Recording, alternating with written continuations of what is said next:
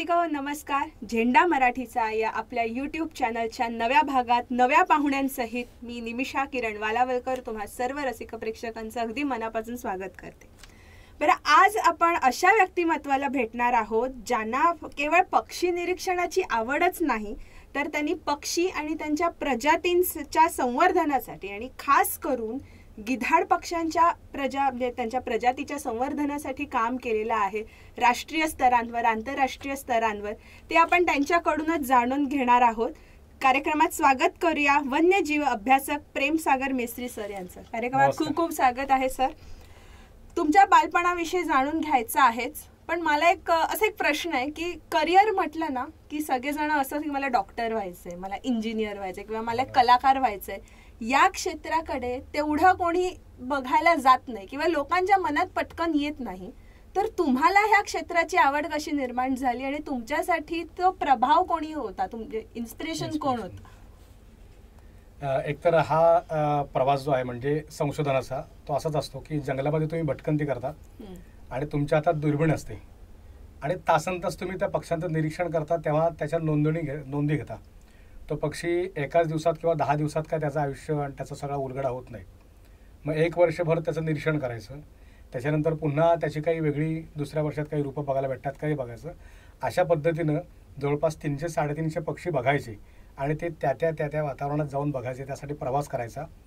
आणि मग यामध्ये कुठेतरी आपलं एक अर्निंग ज्याला म्हणतो आपण, कमाई जी आहे ती कुठेतरी वेगळी बाजू पडते. मग एकतरी तुम्ही संशोधनासाठी वेळ देऊ शकता, कारण तिथे असं टीमवर्क असं करता येत नाही की तू जरा हे ऑब्झर्वेशन करून तू ये आणि मी त्याच्यावर पेपर लिहितो.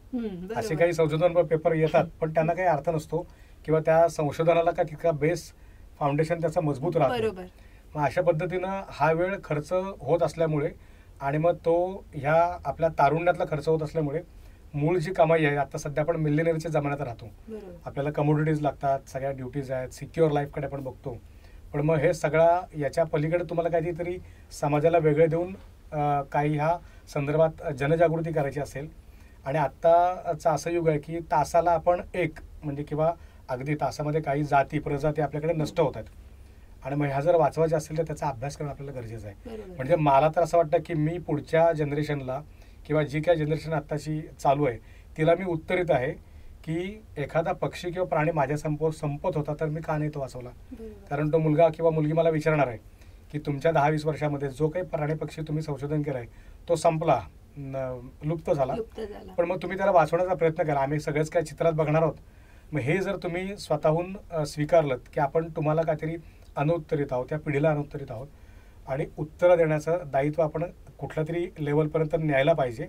तर या दोन्ही गोष्टी जर तुम्ही बघितल्यात तर मग आपण काहीतरी देणं लागतं. त्यातून मी हा निरीक्षणाचा भाग घेतला आणि मग इथे पैसे न करता ती पॅशन होते आणि मग पॅशन होऊन त्याच्या मागे आपोआप पैसे किंवा तुम्हाला जे काही पाहिजे तुमचं पोट भरण्यासाठी आत्ताच्या काळात तरी तशी काही प्रॉब्लेम्स किंवा तसं काही अडचण असं मला वाटत नाही. पण ह्याच्यासाठी आवड ही सगळ्यात महत्वाची असते. हा, आता लहानपण खूप छान गेलं माझं. मी रायगड सारख्या भागातून नाही, म्हणजे एकीकडे माझ्याकडे महाबळेश्वर सारखं ठिकाण आहे, प्रतापगड महाबळेश्वर एव्हरग्रीन फॉरेस्ट, की तिथं आम्ही सायकलने गेलो, गाडीने गेलो, फक्त आम्ही काही 40-1 मिनिटांमध्ये महाबळेश्वरमध्ये पोहोचतो. त्यामुळे तिथलं दाट जंगल हे नेहमीच आकर्षित करून घेणार आहे. मुंबई पुणेकरांना तर तिथं धाव घेऊन त्याचं शेड्यूल करावं लागतं पॅक, आम्हाला मात्र आम्ही उठलो की चाललो जंगलात. अशा पद्धतीने ते जंगल आहे. तसंच रायगडच्या खोऱ्यातलं जंगल आहे जे सदाहरित आहे, निम्न सदाहरित आहे, काही ग्रासलँड्स पण खूप छान आहेत. सड्यावरचा फुलांचा जो बहर आहे तो आमच्या नशिबी आहे. धबधबे तर असंख्य धबधबे आहेत, म्हणजे आता आमच्याकडे एक नाणेमाचीचा धबधबा प्रसिद्ध आहे, तो बघायला अगदी साऊथमधून अनेक ठिकाणातून लोक येतात. आणि अशा पद्धतीने धबधबे, हे जंगल, डोंगरकडे छान अशा दऱ्या आणि विविध प्रकारचं वन्यजीव याच्याकडे आकर्षित करून घेणारा हा माझा जन्माचा भाग आहे. आणि तिथे आम्ही टिपणिसांच्या वाड्यात राहायचो. तर त्या टिपणिसांच्या वाड्यामधली त्यांची एक नात रूपा, जी आता रूपा दवणे म्हणून आहे, ठाण्यात राहते ती, तर ती माझी यातली गुरु. ती तेव्हा बायोडायव्हर्सिटी आणि वाईल्ड लाईफ मॅनेजमेंटचा कोर्स हा डेहराडूनला करत होती आणि आम्ही तेव्हा लहान होतो, 5वी 6वीत किंवा 8वीत वगैरे असू. मग ती आम्हाला घेऊन ती सांगायची की तू जंगल बघायला आम्हाला ने, आणि ती जे एखादा पक्षी बघितला की तसं वाव, अरे काय भारी माहिती काय, अरे आपण हॉर्नबिल बघतोय, कारण इमॅजिन की मुंबईमध्ये हा बघायला भेटत नाही, ग्रेट पाईड हॉर्नबिल. तिचं ते म्हणजे ती एक्साइटमेंट त्यांच्याने आम्हाला आपलं ते बघायला भेटायचं. तो ओरडतोय, घरातून जातोय, आमच्या तोंडलीच्या वेलीवरती तोंडली खातोय, पडवळावर अगदी ते. येतोय आणि यांना मात्र ते अप्रूप तुझ्या इथे येतो घराच्या शेजारी. मग म्हटलं आपल्याकडे असं काहीतरी आहे की जे शहरात नाही आणि ही जे काही वैभव वेल्थ आहे ही आपल्याला तिन्ही जी ओळख करून दिली तिचं काहीतरी आपल्याला संवर्धन केलं पाहिजे. आणि मग असे काही प्रसंग असायचे की आम्ही गावात जाताना म्हणजे आम्ही जंगलामध्ये जाताना एका ठिकाणी याचं आपल्या पांगाऱ्याचं झाड ते तोडत होता एक इथला शेतकरी आणि ते झाड खाली पडलं आणि त्यातून ना त्या तांबटाची पिलं बाहेर पडली. त्याच्या होलमध्ये तांबट पक्षीने घरटं गेलं होतं. रुपा चिडली जाम. तिने त्याच्यात 2 चढवलं चांगलं. एक तर ते खोदकी घराण्यातले त्यामुळे तिने तो असा दरारीपणा वापरला. म्हणजे तुला अक्कल नाही, हा पक्षी तिथं घरटं करतो, तुला माहिती असताना तुला झाड कसं तोडतोस. मग तेव्हा मला असं कळलं की आपण म्हणजे एवढी माणसं सिरियस आहेत वाईल्ड लाईफ वाचवण्यासाठी. तो अशा पद्धतीने एक एक भाग मला उलगडा होत गेला. आणि तिच्याकडे एक पुस्तक होतं. ते पुस्तक मार्टिन वुडकॉक या आर्टिस्टने लिहिलं होतं. तो पक्षी निरीक्षक होता, तो सायंटिस्ट होता आणि शिवाय तो आर्टिस्ट होता. आणि त्यांनी लिहिलेलं ते पुस्तक आहे त्याच्यामध्ये पूर्वी काही कॅमेराज नव्हते. तो पेंटिंग्स काढून त्याने ठेवले होते आणि त्या पेंटिंग्समधलं पहिलं पुस्तक तिने मला बघायला दिलं. मी त्यात ठार वेडा झालो कारण इतके सुंदर पेंटिंग्स, इतक्या त्या मोराच्या त्याचं ते पेंटिंग ते झाडं ते पान उडतानाच्या पक्षाचे ते त्याचे स्केचिंग्स आणि मी एकदम भारावून गेलो ते पुस्तक बघून आणि काहीतरी खजाना भेटल्यासारखं मला वाटलं. मग मी रुपाला म्हटलं मला हे पुस्तक देशील का. ते म्हटलं अरे माझं तिकडे संशोधन चाललं आहे त्याच्यामुळे मला लागतं. मग ती म्हटली एक तू काम कर, तुला जो पक्षी दिसेल तो मला तो कार्डने कळवत जा. मग मी ते छोटे कार्ड घ्यायचो आणि मला जो पक्षी दिसेल त्याचं मी ते चित्र काढायचो. इथे गुलाबी रंग होता, ते काळा रंग होता, मैनाच्या साईजची होती. मग तिकडून तिचा पत्र यायचा, अरे ही तर तू पाखुर्डी बघितलीस, ही आपल्याकडची मैना नाही, ही बलुचिस्तानवरून येणारी मैना आहे, ही तुझ्याकडे आली. म्हटलं हो. मग मी निघते मी आता मुंबईवरून. मग ती पटकन 2-3 दिवसात यायची आणि त्या पाखुर्ड्या बघायला यायची. तर अशा पद्धतीने आमच्या ह्या सगळ्या परिसरामध्ये मायग्रेशन करून येणारे परदेशातून काही पक्षी आहेत. तिच्यामुळे मला माहिती पडलं आणि मग त्याच्याविषयी अजून आकर्षण वाढत गेलं. आणि ती त्या चित्रांचं कौतुक करायची. मला वाटते तिच्याकडे 40-50 माझ्या अजूनही पत्र आहेत की ती जपून ठेवले तिने आणि ते दाखवते बरेच वेळा की हे बघ तुझं काढलेलं कसं तेव्हा काढायचं. आणि तिच्यामुळे मी कुठल्या आर्ट फॅकल्टीचा बॅकग्राऊंडचा नाही आहे पण मला स्केचिंगची आवड निर्माण झाली आणि हा खूप म्हणजे मला समाधानकारक स्केचिंग असं मी करतो. पेंटिंग्स करतो, इजल नेतो आणि मग कुठेतरी पक्षी असतात तर मग फरांटी मारत बसतो. सो अशी ही पॅशन रूपामुळे हे झाली. त्याच्यानंतर मी ठाण्यामध्ये आलो. तिथं मला पेजावर मॅडम भेटल्या. ठाण्याच्या म्हणजे युनिव्हर्सिटीच्या आपल्या सायन्स डिपार्टमेंटच्या डीन होत्या त्या आणि ठाण्याच्या प्राचार्य होत्या. मला पक्षीमित्र संमेलन घ्यायचं होतं तेव्हा मी त्यांच्याकडे गेलो होतो. त्या मला म्हटलं की बगळ्यांवर कोणी काम केलेलं नाही आहे, तू बगळ्या पक्षी निवड, कारण शेतकऱ्याचा मित्र आहे आणि तुम्ही शेती वगैरे करता तिकडे, तर तू त्या बगळ्यांचा अभ्यास कर. तर त्यांच्याकडून वैज्ञानिक दृष्टिकोन, प्रकाश गोळे आहेत, त्यांच्याकडून सारस्करांविषयीचं संशोधन मी पुस्तकात वाचलं होतं, त्यांना कधी भेटलं नव्हतं. त्याच्यानंतर दिगंबर गाडगे वगैरे अशा अनेक मंडळी मग हळूहळू भेटत गेली. इंदिराबाई संतांचा नातू आहे निरंजन संत, तो वाईल्ड लाईफबद्दल पूर्ण पॅशनेट आहे. म्हणजे तेव्हा त्याच्याकडं मागडे कॅमेरे आणि तो ते फोटो काढायचा. आणि तेव्हा कसं आपण ते फिल्म असायची ना, आता सारखे याचे फोटो नव्हते, तर अँड्रॉइड वगैरे, मग ते धुवायचे, त्याच्यातून सिलेक्ट करायचे. आणि तो इतका ठारवेडा माणूस की त्यांनी एवढे मोठे पोस्टर्स त्या पक्ष्यांचे केले. आणि त्याचा असा येत होता की आपण शाळांमधून हे प्रदर्शन करायचं. मग अशा पद्धतीने त्याचं पक्षा छायाचित्राचं प्रदर्शन, डॉक्टर सतीश पांडेंच्या पक्षाच्या छायाचित्राचं प्रदर्शन, मग अशामुळे मला एक वेगळ्या दुनियेत गेल्यासारखं वाटलं. आणि मग मी ते महाडमध्ये कार्यक्रम करत गेलो. सो अशा पद्धतीने गुरुस्थानी किंवा आदर्श म्हणून यांच्याकडे बघून यांचंच सगळे विचार, त्यांचे आचार असं जाणवतं. घरच्यांची प्रतिक्रिया काय होती? काय नेहमी तेच असणार, आपल्या मुलांनी शिकावं, नोकरी केलंय, बीएड केलंय, तर प्रिन्सिपल म्हणून चांगलं काम करावं ना, आणि चांगले पैसे कमवावे, रिटायरमेंटला चांगलं पेन्शन घ्यावी, 4 व्हीलर असावी, एक मुंबईमध्ये बंगला असावा, आपलं हे फ्लॅट, आणि एक पुण्यामध्ये फ्लॅट असावा, आणि कुठेतरी फार्म हाऊस, जी आत्ताची चौकट आपण बघतो ती, आणि शॉपिंग म्हणून मॉल. आणि मग मी माझ्या आईला सांगितलं की मी आयुष्यात 4 व्हीलर घेणार नाही, मी फक्त सायकलवर फिरणार आहे, चालत फिरणार आहे, आणि मी एसटी किंवा ह्या गाड्या ज्या आहेत गव्हर्नमेंटच्या त्याच्यामधूनच पब्लिक ट्रान्सपोर्टच वापरेन, म्हणजे आपला कार्बन फुटप्रिंट कमी करता येतो. आणि मग त्या आईला काय माझे विचार पटत नाहीत, बाबांनाही पटत नव्हते. ते म्हटलं हा आपला मुलगा वेडा झाला आता हा ह्याच्याकडून काय आपल्याकडे अपेक्षा नाही. मी त्यांना म्हटलं होतं तुम्हाला उपाशी ठेवणार नाही, तुमची मेडिकल वगैरे सगळं करेन काय असेल ते, पण तुम्ही म्हणाल की अशा पद्धतीने रंगरंगोटी कर घराला, नवीन काहीतरी सुधारणा कर, तर त्याच्यासाठी माझ्याकडे पैसे नाहीत. नाहीत. मी बायनोकुलर घेईन आणि कुठेतरी उन्हाळ्याला जाईन.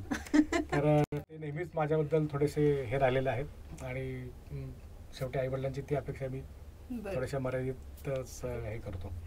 या कार्याच्या माध्यमातून किंवा या क्षेत्राच्या माध्यमातून तुम्ही महाराष्ट्रात, भारतात आणि परदेशातही प्रवास केले, तिथे कामही केलं, जेणेकरून ह्या पक्ष्यांच्या प्रजातीबद्दल तुम्हाला त्याचा अभ्यास करता येईल. त्या सगळ्या अनुभवांविषयी सांगा ना आम्हाला. भारी. म्हणजे मी आता पहिली नोकरी केली, बीएडहून आलो. बीएडला पण मी सावर्ड्यात होतो.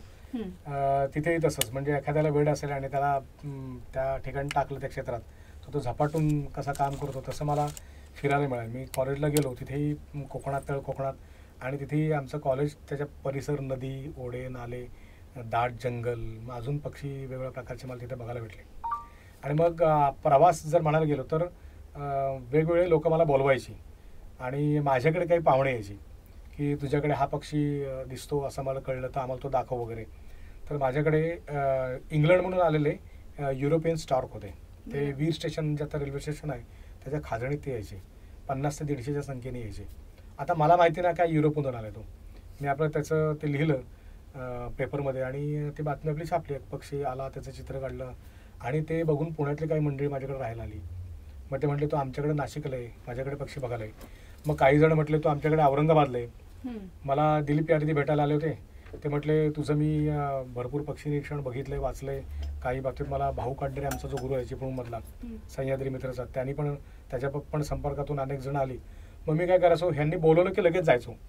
तिथे मला अमुक एक सण आहे किंवा तमुक एक काय याच्याबद्दल काही तिथं बार्गेन नाही की मी तिथे जायला भेटते तर लगेच तिथे जायचो.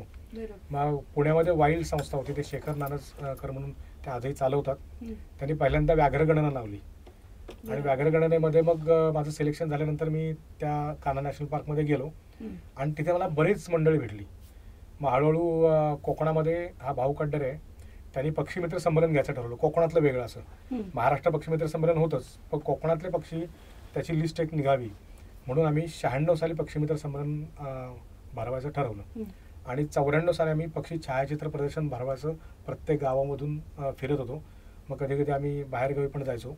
मग अशा पद्धतीने वेगवेगळे मित्र भेटत गेले आणि मग त्या एरियात जाताना मला जिथे तुम्ही म्हणाल की माझ्याकडे एक वेगळा पक्षी दिसतो, बाबा इंडियन कोर्सर हा पक्षी आहे, तो घाट माथ्यावर दिसतो कुठे बाबा औरंगाबाद किंवा नाशिक किंवा ह्या नागपूर, सातारा, सांगली वगैरे भागात. मग मी तिथे जाऊन त्या ठिकाणी राहून त्याचा अभ्यास करायचो. मग असा हा प्रवासाला माझ्या पक्षी निरीक्षणाला ती सुरुवात झाली. म्हणजे पक्ष्यांनीच मला फिरवलं असं म्हणू शकतो. बरं, याच अनुषंगाने मला प्रश्न विचारायचा आहे, कारण आपल्या चॅनलचं जे मेन आहे की मराठी भाषा किंवा मराठी शाळा, तर तुम्ही हा प्रवास केलात, एक भारतीय किंवा अगदी परदेशातल्या अनेक महान संशोधकांना भेटलात, त्यांच्याशी बोलताना तुम्हाला मराठी शाळेतून मी शिकलोय या गोष्टीचा न्यूनगंड जाणवला का? कधीच नाही. मी वहूर सारख्या मराठी शाळेतून शिकलो, जिथं आम्हाला एकच शिक्षक होता आणि पहिली ते चौथीचे सगळे विद्यार्थी त्या शाळेत असायचे आणि तेव्हा काही इंग्लिशच्या शाळा तेव्हा आल्या नव्हत्या. त्यामुळे जे काही गावातले विद्यार्थी आहेत ते त्या एका शाळेत जायचे आणि मग कुठं वाचताना लिहिताना प्रत्येकाकडे काय शिक्षक लक्ष देतो असं नव्हतं. आणि त्याच्यानंतर मग हायस्कूल लावलो महाडमध्ये, परांजपे हायस्कूल. तिथे पण ती मराठी माध्यमिक शाळा. इंग्लिश हा विषय मला 5वी नंतर पुढे आला. त्यामुळे असं नाही की सुरुवातीपासून मी इंग्लिश विषय शिकतोय. आणि नंतर सायन्स मी जेव्हा घेतलं तेव्हा सायन्स हा सगळा पूर्णपणे इंग्लिश मिडियममध्ये असल्यामुळे कॉलेजचं सगळं ते शिक्षण मराठी टू इंग्लिश असा डायरेक्ट बदल झाला आहे. असा थोडाफार त्रास झाला, त्याच्याप्रमाणे मी प्रिपरेशन केलं, पण म्हणून माझं कुठं अडलं नाही. मग पुढे MSc आणि त्याच्यानंतरचा परदेशातला किंवा देशांतर्गतला प्रवास, बोलताना असं कुठल्याही परदेशी माणसाशी मी मराठीतला आहे किंवा अजून माझं इंग्लिश कच्चं आहे का पक्का आहे असा कुठलाही न्यूनगंड माझ्या मनात येत नाही.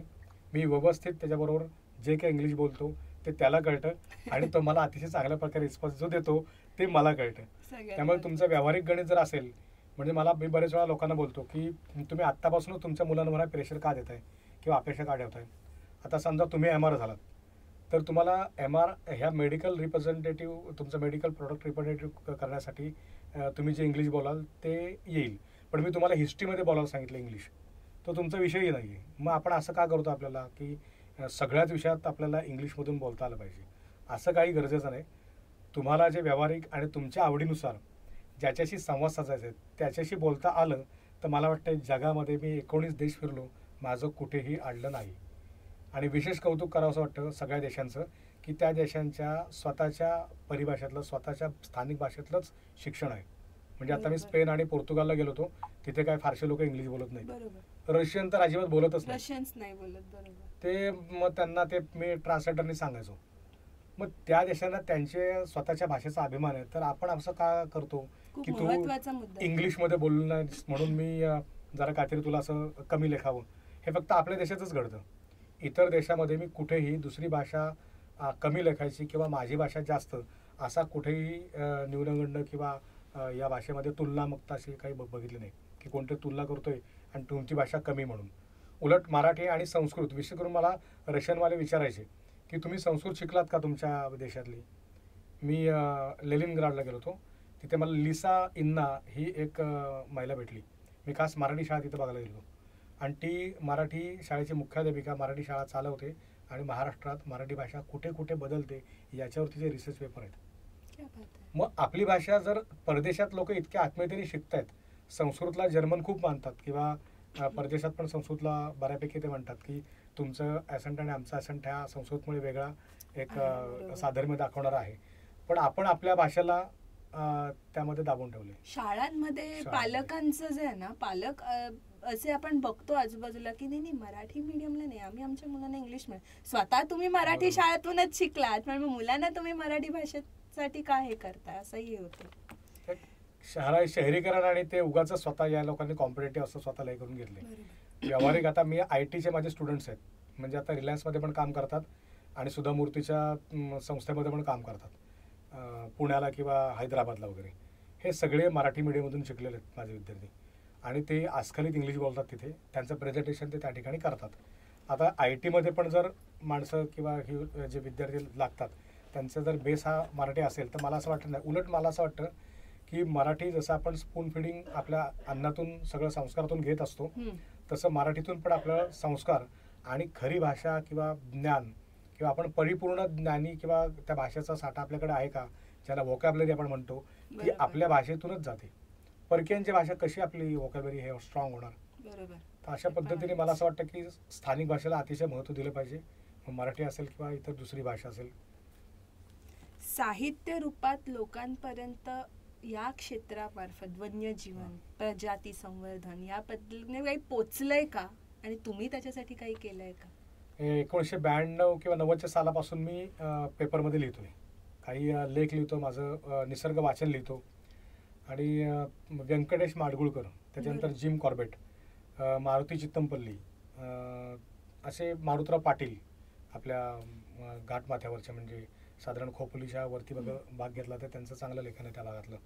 असे जे लेखक आहेत त्याच्यापैकी व्यंकटेश माडगुळकर माझे आवडते आणि मारुती चित्तमपल्ली, की सहज तुम्हाला आपल्या भाषेतलं आपल्या एरियातलं कळतं.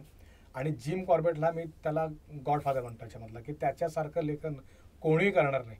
इतकं वाघाचं आणि जंगलाचं अतिशय सुंदर सगळ्या सीझनमधलं आणि सगळ्या वेळेमधलं पण वर्णन जिम कॉर्बेटच्या त्या याच्यात लिटरेचरमध्ये आपल्याला सापडतं. आणि वीणा गवणकर यांनी अतिशय सोप्या पद्धतीने मराठीत भाषांतर केलं आहे पुस्तकांचे, त्यामुळे खूप चांगल्या पद्धतीने हे साहित्य आपल्या हातात येतं आणि त्याचा उपयोग मला माझा सगळा ऑब्झर्वेशन्स जे उन्हाळ काय आहेत किंवा पक्ष्यांचे निरीक्षण आहेत ते लिहिण्यात झाला. आणि पहिल्यांदा मी संदर्भ अंकात लिहायला लागलो. लोकप्रभा आहे, लोकसत्ता आहे, पुढारीचे अंक आहेत, दिवाळी अंकात तर मी सरास लिहित गेलो. आणि मग आत्तापर्यंत माझे जवळपास 149 लेख झालेत की जे पब्लिश केलेले आहेत, आर्टिकल्स, दिवाळीचं म्हणा किंवा मोठ्या अंकातून म्हणा, आणि पेपरमधून पण भरपूर प्रमाणात मी लेखन केलेलं आहे.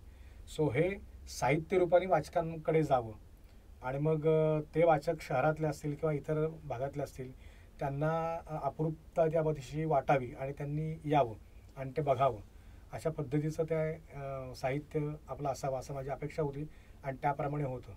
पेपर वाचला, आर्टिकल वाचलं की लोक लगेच आमच्या महाडला येतात किंवा त्या भागात जातात. मग अशा पद्धतीने ते साहित्य रूपात मांडण्याचा आणि आता भविष्यात पुस्तक रूपात आणण्याचा माझा विचार आहे. सोशल मीडियाचं काय तुम्हाला काय वाटतं? सोशल मीडियाबद्दल, सोशल मीडिया म्हणजे या क्षेत्राबद्दल खरं तर मी 10 वर्षात सोशल मीडियावर खूप ऍक्टिव्ह व्हायला पाहिजे होतो, पण काय होतं, काहीतरी होतं असं की तो सोशल मीडिया राहतो. मोबाईलवर राहणं म्हणजे अनेकांचे फोन कॉल्स मी उचलत नाही, मेसेजेसला उत्तर नसतं, खरी तरी चूक आहे. म्हणजे तुम्ही जेव्हा सोशल होता तेव्हा तुम्ही ह्या मीडियाला हँडल करणं भागच आहे. बरोबर. सध्या आता मी करायला लागलोय, पण अजून मी इंस्टाग्राम व्यवस्थित हँडल करत नाही. फेसबुक असं महिन्यातून एकदा किंवा 15 दिवसातून एकदा वगैरे असं करतो. आणि व्हॉट्सअपचा जो स्टेटस किंवा बाकीचा इतर भाग आहे तो थोडाफार हँडल करत असतो. पण मीडियावर येणं अतिशय महत्त्वाचं आहे. म्हणजे मी तर उलट सांगेन की मीडियाचा पॉझिटिव्ह जो भाग आहे तो तुम्ही बघा, कारण तो अनेक लोकांपर्यंत पोहोचतो. ते विचार पटकन क्लिक होतात, कारण ते ऑडिओ व्हिज्युअल असतात. लोकांनाही छान ज्ञान मिळतं. आणि काही शॉर्टमध्ये ना पटकन सांगून जातो आपण काही गोष्टी ऐकताना काही रटाळ वाटू शकतात, काही आपण कल्पना करताना इमॅजिन होत नाहीत, पण ऑडिओ व्हिज्युअल इफेक्ट पटकन येतो. ती घटना घडताना आपण छोटासा रील करतो आणि तो दाखवतो. तर हा आत्ता मीडियाचा नक्कीच चांगला फायदा आहे आणि मी त्याच्याकडे या वर्षात चांगला वळणार आहे. तुमच्या ह्या कामाचा सगळ्यात महत्वाचा हे म्हणेन की गिधाड हा पक्षी. आपल्याला मोर आवडतो, आपल्याला चिमणी आवडते, पण गिधाड असं होतं ना की गिधाडाला कोण आपल्या एवढं प्रेमाने बघतं. गिधाड बघितल्यावर भीती वाटते, पण पहिल्यांदा तुम्हाला गिधाड जेव्हा पकडलं तेव्हा भीती वाटली होती का? बापरे, भीती म्हणजे हात थरथरत होते पहिले जेवढे गिधाड धरलं मी. कारण नुसतीच अशी भीती नव्हती की तो पक्षी मोठा आहे, त्याची चोच मोठी आहे, त्याचं जर नख आपल्याला लागलं किंवा चोच लागली तर आपल्याला अँथ्रॅक्स, रेबीज असे H1N1 जे भयानक घातक व्हायरस आहेत त्या व्हायरसचं लागण होईल. आणि मग ती लागण झाली आणि वेळेत जर इंजेक्शन भेटलं नाही तर मग आपल्याला काय होतं ते तुम्हाला माहिती आहे. आताच्या सगळ्यात जास्त रेट हा अँथ्रॅक्स, रेबीजचा आजही आहे. सो अशा पद्धतीने ती एक भीती वाटली होती.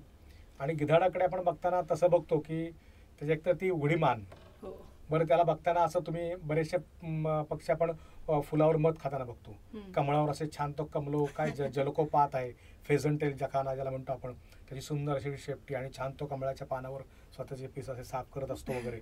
आणि ते बघायला काय भारी वाटतं एकदम. आणि गिधाडाला कुठं बघायचं तर नाक असं धरत तिथे काहीतरी वेलेलं सडलेलं असतं आणि त्याच्यावर तो गिधाड खात असतो. म्हणजे त्याला बघताना पण आपण त्याला घाणीत बघतो. तो दिसतो म्हणजे त्याच्यावर काही पीस नाही, त्या पिसांचा रंग पण व्यवस्थित नाही, आवाढव्य एक तर त्याचा आकार. आणि आपण निदान बदकाला असा बदक चाला किंवा असा कसा तरी बदकासारखा चालतोय, राजहंसाचा डौल चांगला आहे, मोराचा डौल किती छान आहे, त्याचा पिसारा किती सुंदर आहे, असं काही गिधाडाबद्दल त्याच्या चालीबद्दल कोणी लिहावं किंवा त्याच्या उड्डाणाबद्दल कोणी लिहावं. उड्डाण करतो म्हणजे कसा ते खाल्लेलं असतं त्यामुळे तो बोजड झालेला असतो, धपा धपा धपा धपा अशा चालत जायचं आणि मग उड्डाण घ्यायचं.